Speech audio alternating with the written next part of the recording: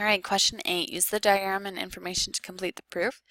Given that angle 3 is congruent to angle 5, prove that M is parallel to N. So again, the first thing that I'm looking for is where are these lines located. So we have angle 3 and angle 5. Are they on the same side of the transversal or are they on opposite? So there's our transversal, here's the left side, here's the right side. They are on opposite sides of this transversal, so they're alternate. And do they lay between the parallel lines? Right here, that's between them, or do they lay on the outside?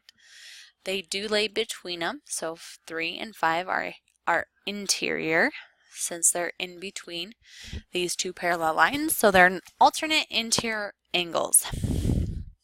So it's given that angle 3 is congruent to angle 5, that's given.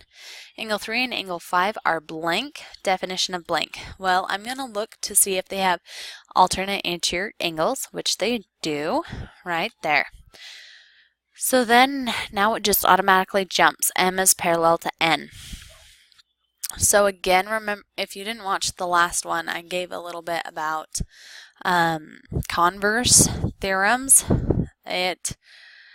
It starts with, it runs them backwards. So like alternate interior angles usually starts with parallel lines, and then we know that they're congruent if they are alternate interior angles.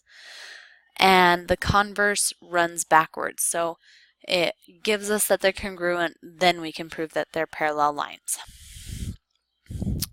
Let me give you an example for this one. So like the same side interior angles theorem. If two parallel lines are cut by a transversal, so see here it starts off with parallel lines, then the angles are supplementary. Well, the converse of this, instead of reading it left to right, pretty much reads it right to left. If you have supplementary angles, same side interior angles that are supplementary, then you would end up with parallel lines. So that's what I mean by right to left. So that's what a converse is it just flips the theorem and reads it right to left. So this one would be the converse of alternate interior angles. Or yeah, because that's what they are. So converse of alternate interior angles theorem. Again, we started off with congruent angles and ended up with parallel lines. That's a good key for converse of the alternate interior angles theorem.